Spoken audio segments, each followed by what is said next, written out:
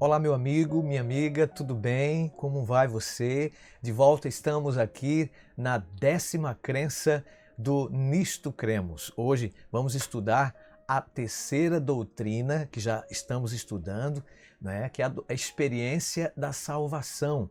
A doutrina da salvação hoje, a terceira e a 10ª crença das 28 que temos estudado. Essas crenças, essas doutrinas extraídas, é claro, da Santa Palavra de Deus. E é bom estarmos juntos.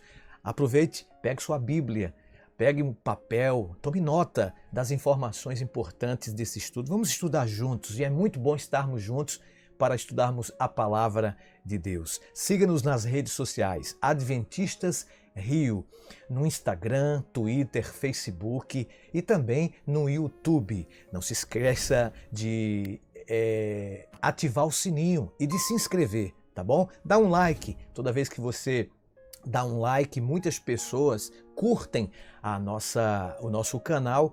Isso quer dizer que o YouTube se encarrega de também comunicar a muitas pessoas para que elas também possam ter o privilégio de estudar juntos, né? De estudarmos juntos a Santa Palavra de Deus. Agora, para o estudo de número 3, ou a crença de número 10, que é a terceira doutrina da Palavra de Deus, eu gostaria de pedir a autorização, a bênção do Senhor para o estudo da profecia.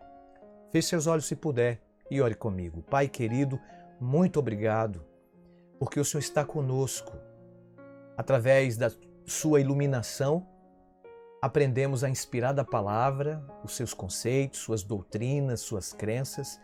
E eu gostaria de te pedir para que abençoes cada um de nós, os internautas que nos assistem, nos ouvem através das plataformas digitais, e o Senhor capacite cada um para que possamos juntos compreender a Tua Palavra. Dá-nos a Tua bênção nesse momento de estudo da Tua Santa Palavra, pois te oramos agradecidos em nome e por amor de Jesus.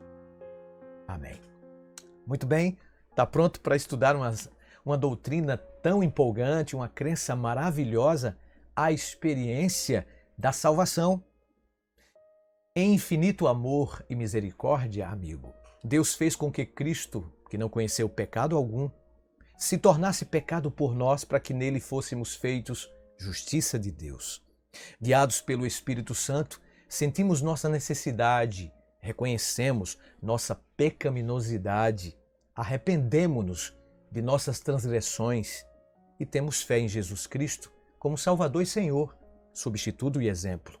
Essa fé salvadora advém do divino poder da palavra e é o dom da graça de Deus.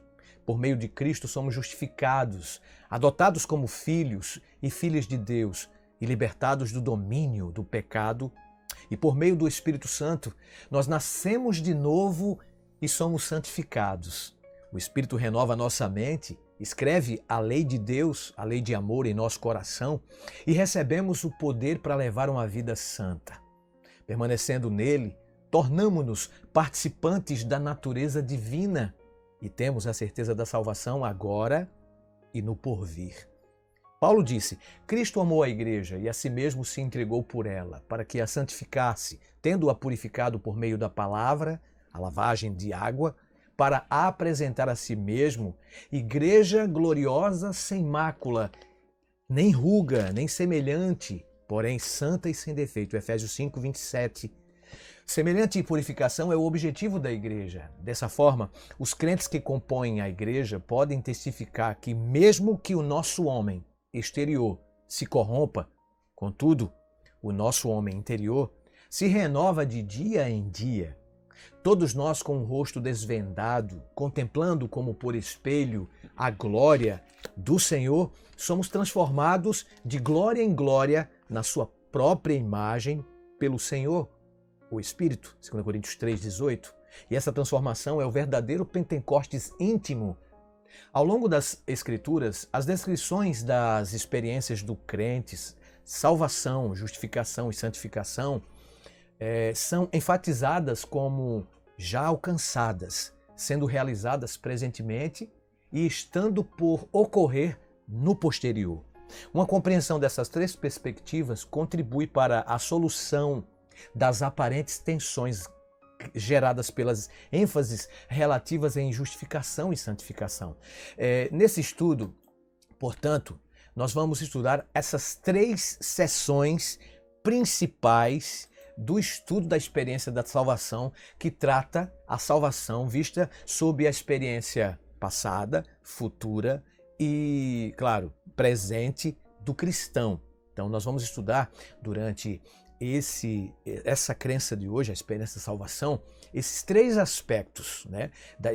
A experiência da salvação em 3 aspectos: a experiência passada, experiência presente e posterior, ou experiência futura. E a experiência da salvação começa logo com o passado. Esse conhecimento fatual acerca de Deus e de seu amor e benevolência insuficiente e poder, de acordo com a insuficiente capacidade humana, né? Nós entendemos que a salvação ela tem esses aspectos. Então vamos falar um pouquinho de cada um deles. O primeiro, que é a experiência da salvação passada, né? Que Cristo veio efetuar através do maravilhoso sacrifício operado na cruz do Calvário. A experiência da salvação que alcança as profundezas de nossa alma provém tão somente de Deus. E falando dessa experiência, Cristo disse em sua palavra: em verdade te digo que se alguém não nascer de novo, não pode ver o reino de Deus. Quem não nascer da água e do Espírito não pode entrar no reino de Deus. João 3, versos 3 e 5. Tão somente por meio de Jesus Cristo pode alguém experimentar a salvação, amigo, amiga. Não há salvação em nenhum outro, porque abaixo do céu não existe nenhum outro nome dado entre os homens pelo qual importa que sejamos salvos. Atos 4,12. Jesus afirmou: eu sou o caminho, a verdade e a vida. Você conhece esse texto? João 14, verso 6. Então a experiência de salvação envolve arrependimento, confissão, perdão, justificação e santificação. Pouco tempo antes da crucifixão de Jesus, ele mesmo prometeu a seus discípulos que o Espírito Santo, o qual se revelaria ao convencer o mundo do pecado, da justiça e do juízo, quando por ocasião do Pentecostes, o Espírito Santo convenceu as pessoas de sua necessidade em relação a um Salvador, e elas perguntaram a Pedro o que deveriam fazer. E a resposta do apóstolo foi: arrependei-vos. Né? A palavra arrependimento é a tradução do termo hebraico nachum, que quer dizer tristeza. Esse termo equivalente em grego é metanaio, o que significa transformação genuína da mente, arrependimento. Não é? Então, é uma radical mudança que existe no pecador, proporcionada, claro, pelo Espírito Santo. E aqueles que recebem, né, o Espírito Santo, eles são transformados de acordo com o que diz a própria palavra de Deus. Assim, as pessoas sentem tristeza e culpa quando cometem um pecado e se sentem arrependidas. A afirmação: o que encobre as suas transgressões, de Davi, né, jamais prosperará, mas o que as confessa e deixa alcançará misericórdia. Perdão, Provérbios 28, né, o próprio Salomão havia dito isso. Quem encobre jamais encontrará salvação, jamais encontrará perdão. Mas quem confessa e deixa, como diz o próprio sábio, né, Deus concederá misericórdia, concederá vitória para o pecador. Então, pelo exercício decidido de sua vontade, os pecadores se rendem totalmente ao Salvador e renunciam a todo comportamento pecaminoso. Dessa forma, o arrependimento alcança o clímax na conversão.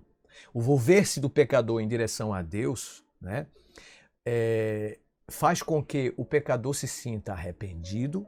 O próprio Davi, face a seus pecados de adultério e assassinato, exemplifica avidamente como esta experiência prepara o caminho para a vitória sobre o pecado. Convencido pelo Espírito Santo, ele deplorou, né, o seu pecado e disse: pois eu conheço as minhas transgressões e o meu pecado está sempre diante de mim.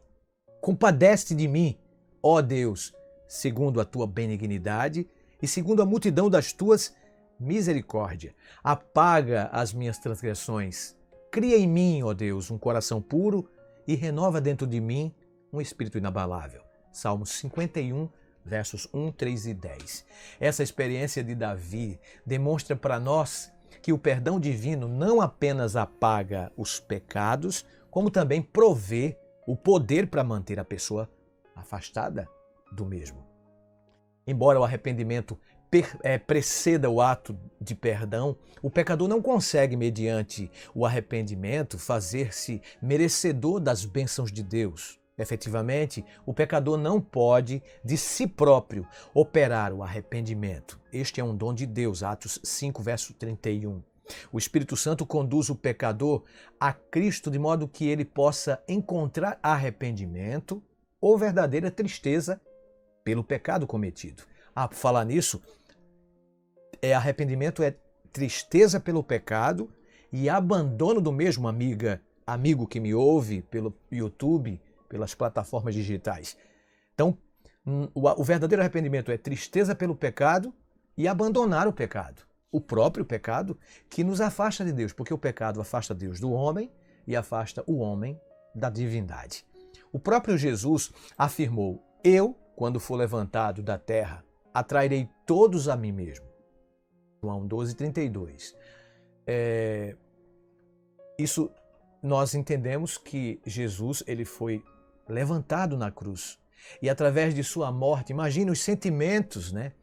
Através de sua morte, Cristo é levantado na cruz para nos dar vida eterna através de seu perdão, através de sua morte. E em Cristo, o pecador arrependido é não apenas perdoado, como também absolvido. Isso é declarado justo. Isso é experiência de salvação no tempo do passado. Na cruz, Cristo absolve o pecador através de sua morte. Isso em teologia chamamos de justificação.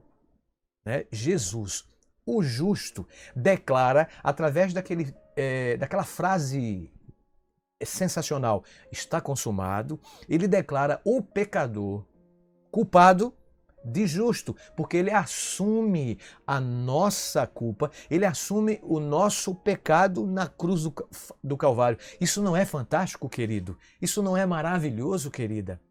Ele declara o pecador justo. Cristo não merece e não pode merecer tal tratamento, conforme destaca o santo apóstolo Paulo. Cristo morreu pela nossa justificação, sendo nós ainda fracos, pecaminosos, maus e inimigos de Deus. Romanos 5, versos 6 a 10. Coisa alguma atinge tão profundamente a alma quanto a sensação do amor perdoador de Cristo. Quando os pecadores contemplam esse insondável amor divino exposto na cruz do Calvário, recebem a mais poderosa motivação possível para arrepender-se. Essa é a bondade de Deus que nos conduz ao arrependimento, querido, querida. E em seu infinito amor e misericórdia, Deus fez a Cristo pecado por nós, para que nele fôssemos feito justiça de Deus. Por intermédio da fé em Jesus, os corações são ocupados pelo seu Espírito. Por meio dessa mesma fé, que é um dom de Deus, a graça de Deus, os pecadores arrependidos são justificados, O termo justificação representa a tradução do grego dikaioma, que significa exigência de justiça, regulação, sentença judicial, atos de justiça, E esse significado, justificação, vindicação, absolvição, o verbo significa ser pronunciado justo ou tratado como justo, ser absolvido, ser liberado, ter liberdade, ser justificado, vindicado, fazer justiça. Isso provê vislumbres adicionais quanto ao significado desse termo, amigo. Em geral, a palavra justificação, conforme utilizada teologicamente, é o ato divino pelo qual Deus declara justo um pecador penitente ou trata como justo. Justificação é o oposto de condenação. Muitos acreditam erradamente que sua posição diante de Deus depende de suas boas obras ou más obras, abordando a questão de como as pessoas são justificadas diante de Deus. Paulo declara de forma inequivocamente, né, que Cristo, ao ser achado neste planeta, vem a este planeta para nos abençoar, para nos salvar, né? Ele nos dá a vida eterna sem merecermos. Então, é maravilhoso sabermos que ele nos imputou essa justiça, né, através de sua morte, nos justificando, nos dando vida eterna, nos propiciando, nos proporcionando paz. Que espécie de fé possuía Abraão, por exemplo, né? Porque a Bíblia diz que pela fé, Abraão, ele se tornou o pai de multidão, né? O pai da fé, como conhecido pelos evangélicos, pelos católicos, pelos cristãos. A Bíblia diz que pela fé, Abraão obedeceu quando Deus o chamou, deixando sua terra natal e viajando sem saber aonde ia. Hebreus 11, capítulo 11, verso 18. Então, genuína fé teve o patriarca. Foi com base nessa fé dinâmica que ele recebeu a justificação. Tiago, ele escreve de forma maravilhosa sobre fé, que imagina alguém que possa ser justificado pela fé sem manifestar as suas obras correspondentes, não é? Ele demonstrou que a fé genuína não pode existir sem as obras. Tal como Paulo, Tiago ilustrou esse ponto a partir da experiência de Abraão. O fato de o patriarca oferecer o próprio filho Isaque foi uma demonstração de sua fé. Vês como a fé operava juntamente com as suas obras? Afirma Tiago. Com efeito, foi pelas obras que a fé se consumou, Tiago 2,22. A fé, se não tiver obras por si só, ela é morta, diz o mesmo apóstolo, né? Tiago 2, verso 17. Então a fé sem obras é morta. E a experiência do patriarca Abraão revelou que as obras constituem evidência de um genuíno relacionamento com Deus, pois a fé que conduz à justificação é, pois, uma fé viva que opera. Paulo e Tiago estão de acordo no tocante à justificação pela fé. Enquanto Paulo destaca a falácia de se buscar a justificação por meio das obras, Tiago salienta o perigo correspondente de se pretender a justificação sem as obras correspondentes. Vocês estão me entendendo? Nem as obras, nem a fé morta podem conduzir à justificação. Ela pode ser obtida unicamente pela genuína fé, aquela que opera por amor e purifica a alma. Por meio da justificação pela fé em Jesus, sua justiça nos é imputada. E tudo está em ordem conosco diante de Deus, porque Cristo se tornou o nosso substituto. Segundo Paulo, Deus fez pecado por nós, aquele que não conheceu o pecado, para que nele fôssemos feitos justiça de Deus, em 2 Coríntios 5, verso 21. Na qualidade de pecadores arrependidos, nós experimentamos o completo perdão e estamos reconciliados com Deus. Amém? A experiência da salvação, ela deixa de ser uma experiência no passado e passa agora a ser uma experiência no presente. Lembram? No presente. Então Cristo traz purificação, justificação e santificação. Agora o cristão é uma nova criatura. As coisas velhas passaram. Eis que tudo se fizeram novas, de acordo com 2 Coríntios capítulo 5, verso 17, diz o apóstolo Paulo. A santificação inclui o viver uma vida santificada, uma base naquilo que Cristo já alcançou no Calvário. Paulo apelou a todos os crentes para que vivessem uma vida consagrada à santificação, né? A fim de habilitá-los para a experiência de santificação, Deus concedeu aos crentes o espírito de santidade, Romanos 1,4. Paulo escreveu, para que, segundo a riqueza da sua glória, vos conceda que sejais fortalecidos com poder, mediante o seu Espírito no homem interior, e assim habite Cristo no vosso coração pela fé, estando vós arraigados e alicerçados em amor. Efésios 3, 16 e 17. Amigo, sendo produto de uma nova criação, os cristãos devem assumir novas responsabilidades, você não acha? Né? Ou, no que diz o apóstolo Paulo, assim como oferecestes os vossos membros para a escravidão, da impureza, da maldade, para a maldade, assim, oferecei agora os vossos membros para servirem à justiça para a santificação. Então, no Espírito, né? Gálatas 5, verso 23, que fala do fruto do Espírito, mostra muito bem que quando o cristão entrega-se a Jesus, através do estudo da palavra, o cristão se arrepende e se volta para Jesus, o cristão agora começa a viver uma vida conforme o que está escrito na palavra, correspondente às Escrituras sagradas. Cristãos cheios do Espírito não andam segundo a carne, mas segundo o Espírito. Romanos 8, versículo 4.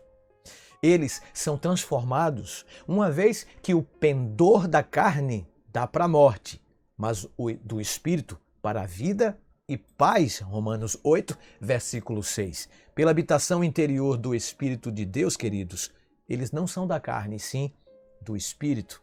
O mais elevado objetivo da vida que está cheia do Espírito é agradar a Deus. Paulo diz que a santificação é a vontade de Deus para nós. Portanto, devemos nos abster da prostituição, né?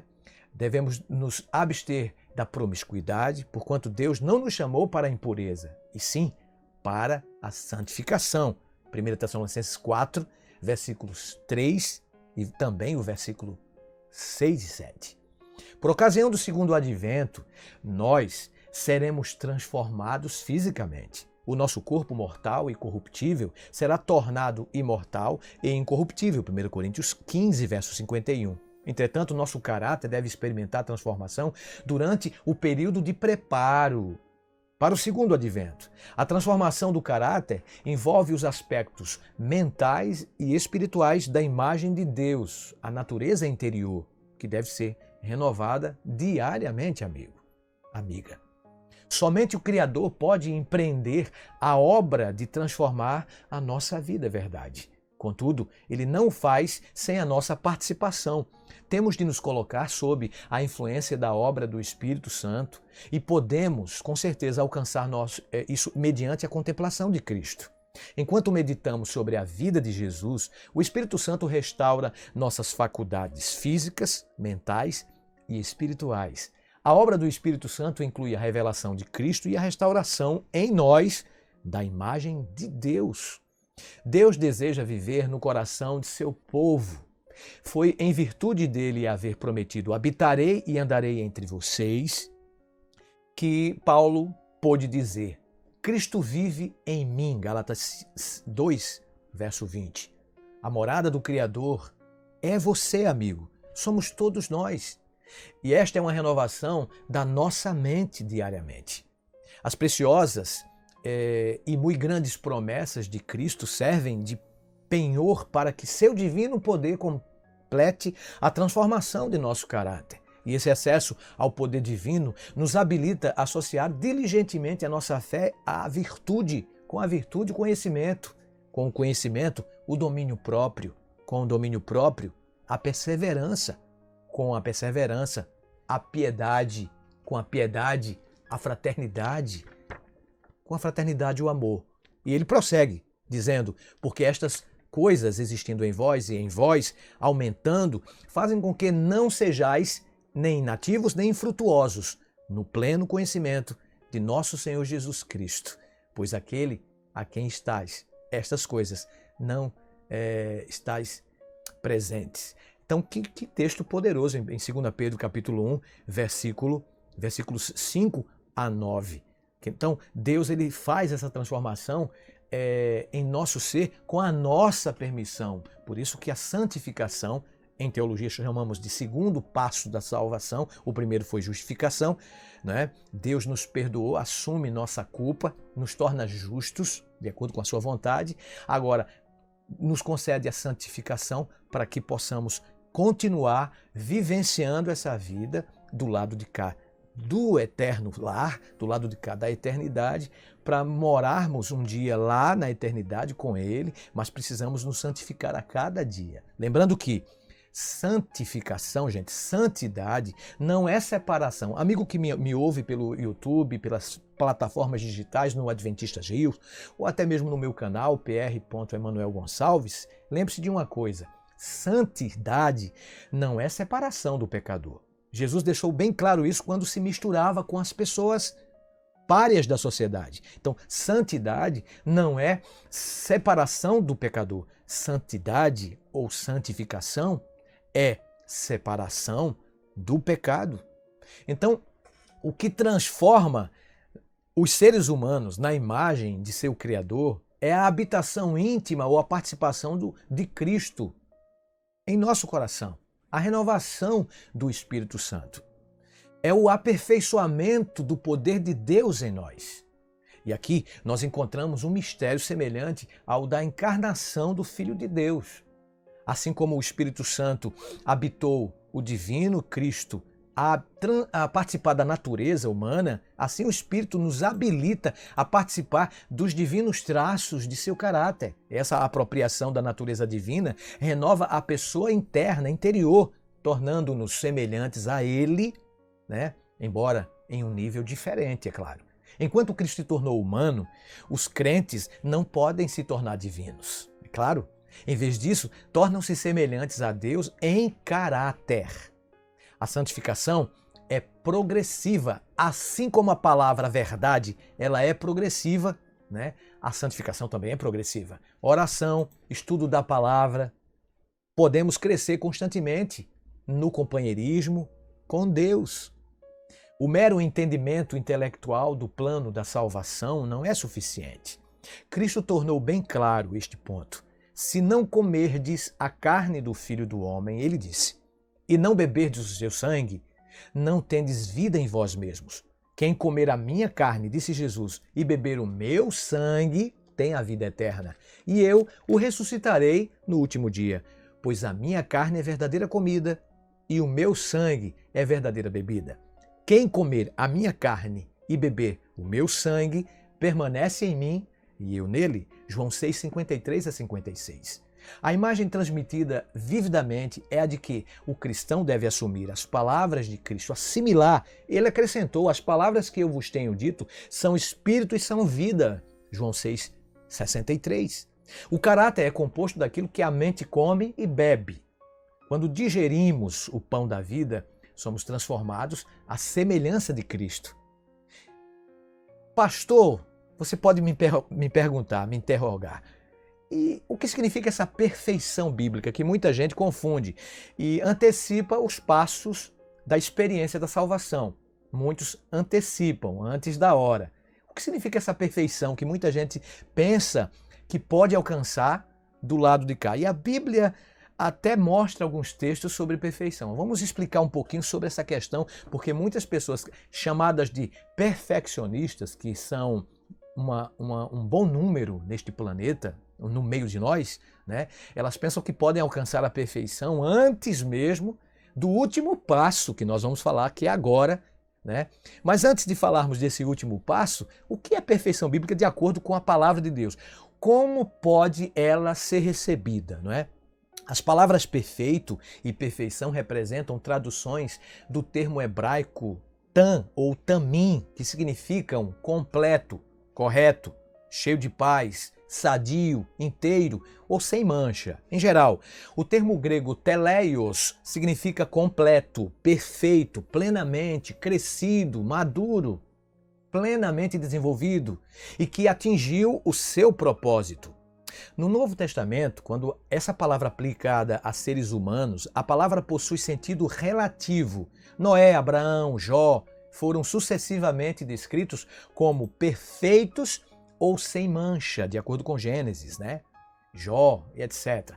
Embora todos esses revelam imperfeições, Gênesis 9, o próprio livro de Jó, no capítulo 40, mostra que esses seres como Abraão, Isaac, Jacó, o próprio Jó, são chamados de perfeitos, mas ao mesmo tempo são chamados de pessoas imperfeitas, pecadoras, com traços de seres humanos como nós, seres humanos, temos. Então, como entender esta aparente contradição? Porque não há contradição bíblica. No Novo Testamento, a palavra perfeito muitas vezes descreve pessoas amadurecidas que viveram à luz da melhor verdade conhecida e assim alcançaram um elevado potencial espiritual mental e físico. Compreende? Então, os crentes devem ser perfeitos em sua esfera finita. O próprio Cristo disse, assim como Deus é perfeito em sua esfera absoluta e infinita. À vista de Deus, pessoa perfeita é aquela cujo coração e vida se encontram em plena submissão à adoração e ao serviço de Deus. Pessoas que estão crescendo constantemente em conhecer, a Deus, que por intermédio da graça dele estão vivendo à altura de toda a luz que receberam, enquanto se alegram em uma vida de vitória. Tá dando para compreender? De que modo então podemos nos tornar perfeitos, pastor? Essa é a pergunta, que não quer calar. Então o Espírito Santo nos traz a perfeição de Cristo. Pela fé, o caráter perfeito de Cristo se torna nosso. As pessoas jamais poderão pretender a perfeição independentemente de Cristo, como se ela fosse algum dote interior do indivíduo, a perfeição. Então, ou que pertença ao nosso DNA por inteiro. Perfeição é um dom de Deus, amigo. Separados de Cristo, não podemos, como seres humanos, alcançar uma vida de justiça. O Mestre deixou bem claro: quem permanece em mim e eu nele, esse dá muito fruto, porque sem mim nada podeis fazer, João 15:5. É Cristo em nós quem se tornou da parte de Deus sabedoria, justiça, santificação e redenção, 1 Coríntios 1:30. Em Cristo, essas qualidades constituem nossa perfeição. Ele completa de uma vez por todas nossa santificação e redenção. Ninguém é capaz de acrescentar algo àquilo que ele já fez. Nossas vestes, mantos de justiça foram confeccionados, pela morte e ressurreição de Cristo. E agora o Espírito Santo toma o produto acabado e o faz funcionar na vida cristã. Não é fantástica? Não é maravilhosa a vida que Deus coloca dentro de nós, amigos? Deus nos torna plenos nele, através dele. Então qual é o papel que nós temos como cristãos, pastor? E devemos desempenhar aqui nessa terra? Por meio da habitação interior do Cristo, nós crescemos em maturidade espiritual. E por meio dos dons divinos destinados à sua igreja, podemos nos desenvolver até atingir a perfeita varonilidade à medida da estatura completa em Cristo. Efésios 4, versículo 13. Nós necessitamos crescer para além de nossa experiência espiritual, não é?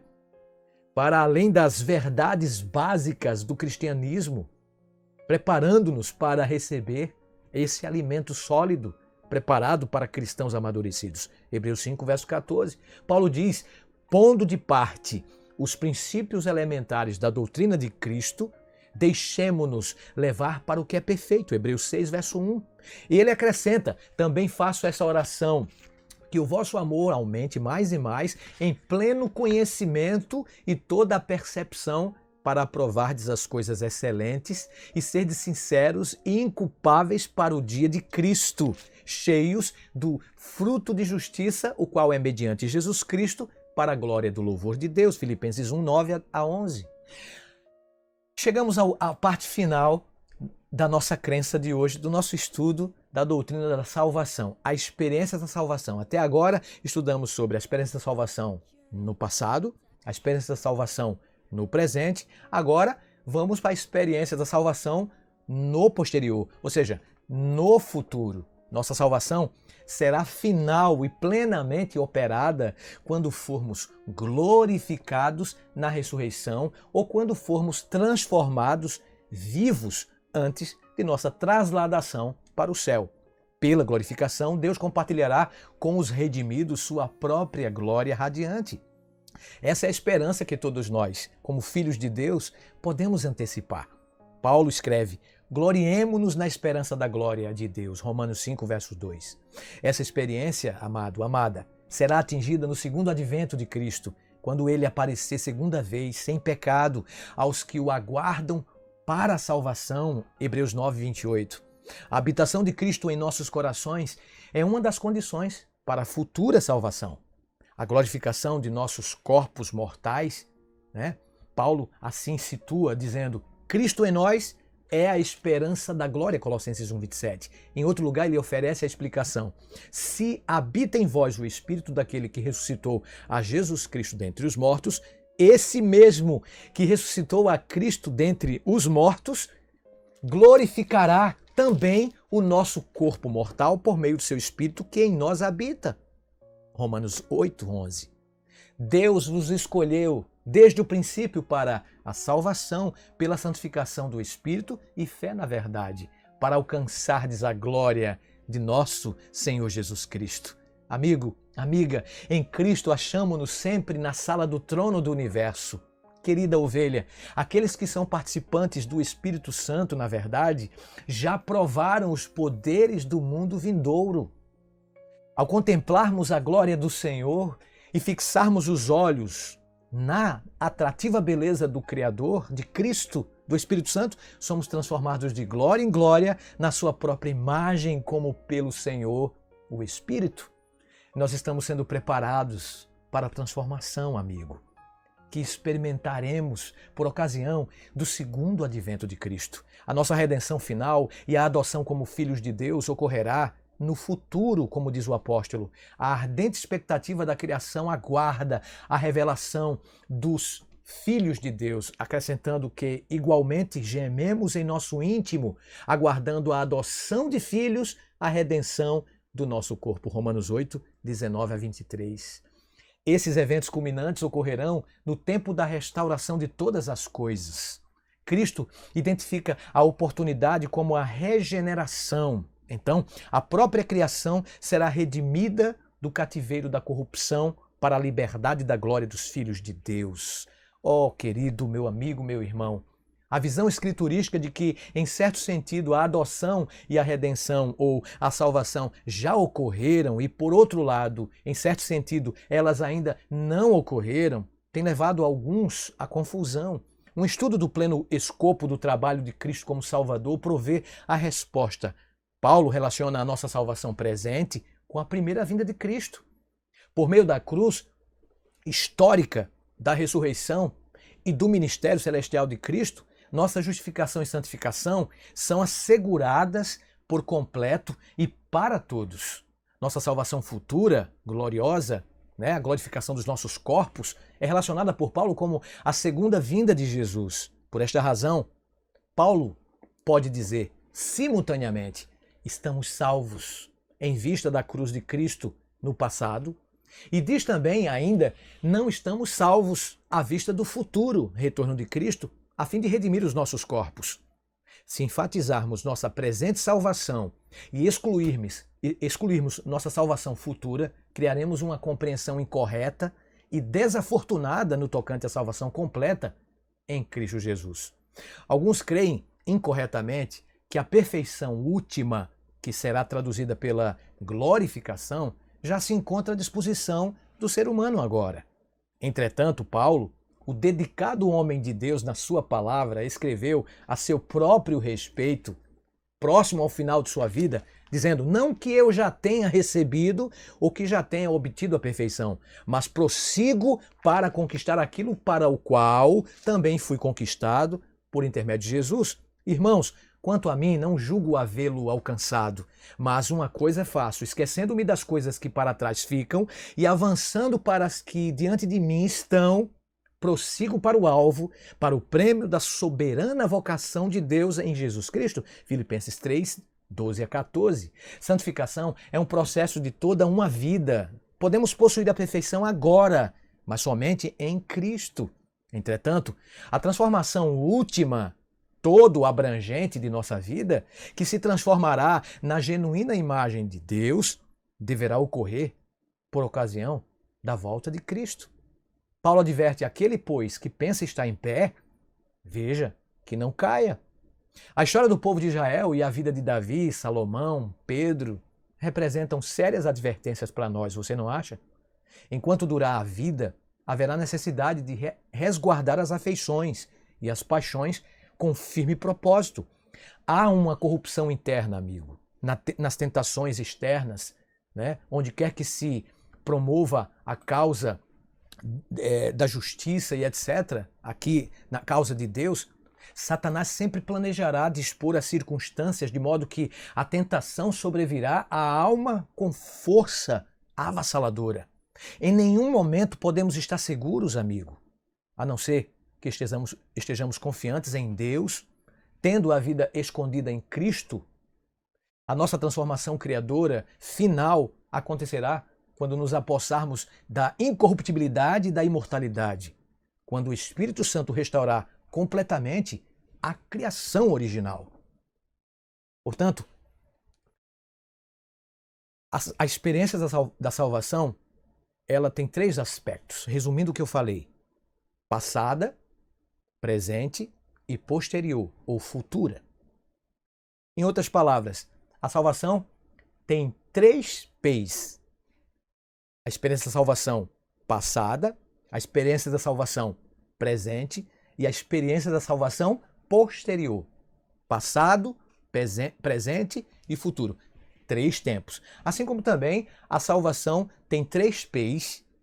Deus também veio à Terra com este propósito, para nos salvar dos 3 P's. Resumindo, Cristo nos salvou através de sua justificação. Ele justificou o ser humano. Em teologia chamamos de justificação. Ele tornou-se justo e assim justificou o ser humano, o tornando o ser humano pecaminoso, pecador, justo, santo, perfeito. Isso não é maravilhoso? Então, ele nos salvou do primeiro P também. Assim como o primeiro tempo passado, na cruz, nos justificou. Ele nos salvou do primeiro P, ou da penalidade do pecado, da penalidade de nossa culpa. Hoje, Jesus nos salva, claro, no segundo tempo. A salvação tem 3 tempos, lembram? Passada, presente. Então, tempo presente, ele também nos salva do segundo P, do poder do pecado. Não é? Segundo P. E no futuro, quando Jesus voltar com poder e grande glória, ele nos salvará, nos glorificando do terceiro P. Ele nos salvará da presença desse pecado. Aí sim, nós seremos perfeitos nesse último estágio da salvação, né? Chamado de glorificação. Deu para entender, meu querido? Deu para entender, minha querida? Então nós fomos salvos do poder do pecado, justificou-nos Deus através de Cristo, justificando a cada um de nós. Nós estamos sendo salvos do poder do pecado no segundo tempo da salvação, né? Nos santificando a cada dia, lembrando que santidade, santificação não é separação do pecador, é separação do pecado. E no terceiro e último tempo, Deus nos salvará do terceiro P, que é nos salvar da presença do pecado. Não é maravilhoso saber que um Deus nos proporcionou esta salvação, esta experiência da salvação em 3 tempos? Amigo, amiga, Deus está pronto para nos salvar. Nos santifiquemos a cada dia, fazendo a vontade de Papai do Céu, obedecendo a sua santa palavra, nos purificando do mal, nos salvando Ele todos os dias desse poder terrível do pecado. Você gostaria de dizer para Jesus hoje: Jesus, me santifique todo dia, purificando-me dessas coisas terríveis do pecado, porque um dia Jesus voltará e nos salvará, nos glorificará e estaremos para sempre, como diz o apóstolo, com Ele, vivendo as maravilhas da eternidade. Deus nos dará este privilégio se continuarmos, por sua graça, nos santificando. O nosso caráter deve continuar sendo transformado até aquele glorioso dia que queremos abraçar Jesus. Nós queremos ir para esta terra, para este bom e lindo lugar que Ele já preparou e na sua volta nos entregará. Você gostaria de dizer para Jesus: Jesus, eu quero ir para este lindo e bom lugar. Então ouça esta canção enquanto nos entregamos nas suas mãos poderosas de amor.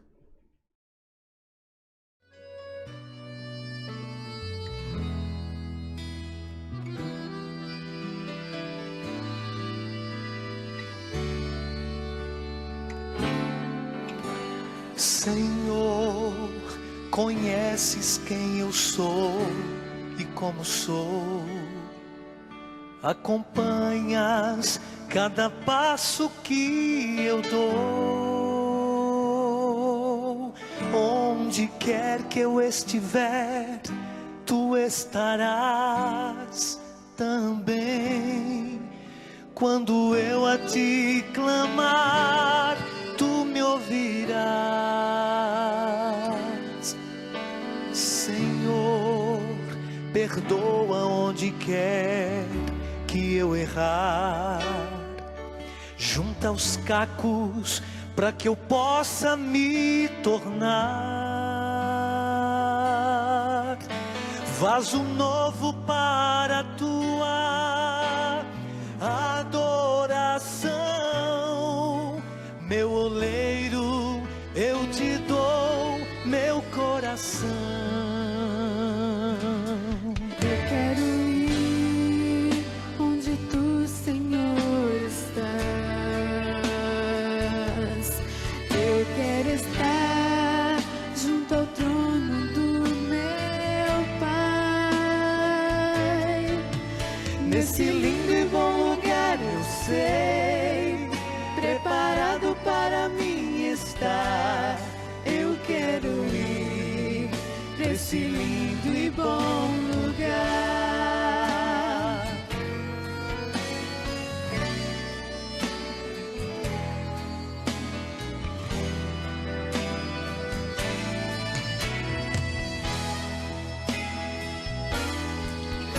Senhor, conheces quem eu sou e como sou.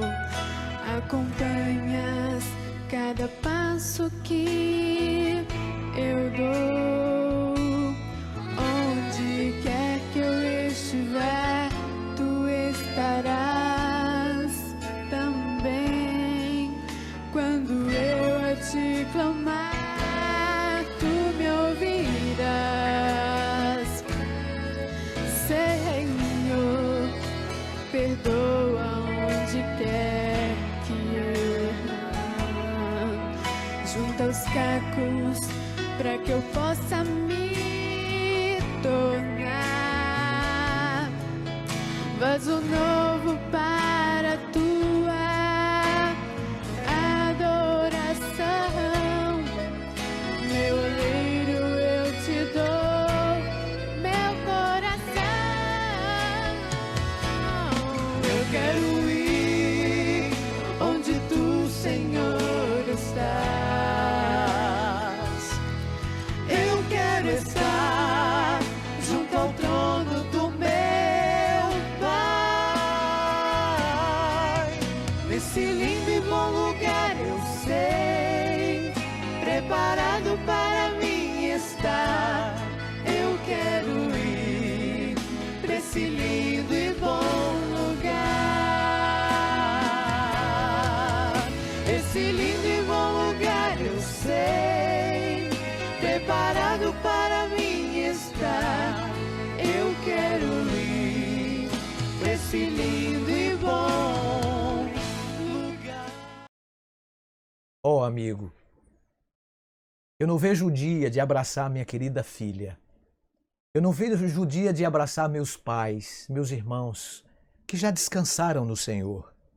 Eu não vejo a hora de ver amigos e irmãos que se prepararam, se santificaram, mesmo sendo pecadores e fracos como eu, como você, e abraçá-los na ressurreição, na volta de Cristo.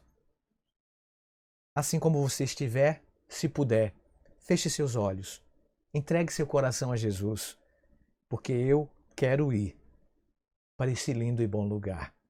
Ore comigo, Pai querido. Obrigado, Senhor, pela experiência da salvação. Obrigado porque o Senhor nos salvou da penalidade do pecado. Obrigado porque o Senhor tem constantemente purificado o nosso coração, tem nos ajudado todos os dias a nos afastarmos desse poder do pecado, e o Senhor tem transformado o nosso caráter. E obrigado porque o Senhor prometeu voltar para glorificar o nosso corpo, para transformar a nossa vida. Obrigado por esta experiência da salvação. Nós não somos perfeitos no que diz respeito à glorificação, porque ainda estamos no segundo estágio. Que o Senhor nos purifique a cada dia e transforme cada um de nós. Abençoe cada internauta que nos assistiu nesta transmissão do Nisto Cremos e que possa concluir entregando seu coração a Jesus, deixando todo o mal, todo o pecado, e que o Senhor perdoe as nossas faltas. Nos dê, Senhor, o privilégio de estarmos naquele grande dia e podermos rever nossos amados que já se foram por ocasião da morte. E quando o Senhor voltar, o Senhor poder ressuscitar todos eles e nos entregar de volta e podermos abraçá-los e podermos enxergar o Senhor como o Senhor realmente é, face a face. Nos dê a tua graça, pois te oramos em nome de Jesus. Agradecidos. Amém. Querido amigo, querida irmã, o Nisto Cremos de hoje fica por aqui, mas não se esqueça, foi o apóstolo quem disse que o amor de Deus e a graça de Jesus e a comunhão do Espírito Santo sejam com você e sua família. Até o próximo encontro. Que Deus te abençoe.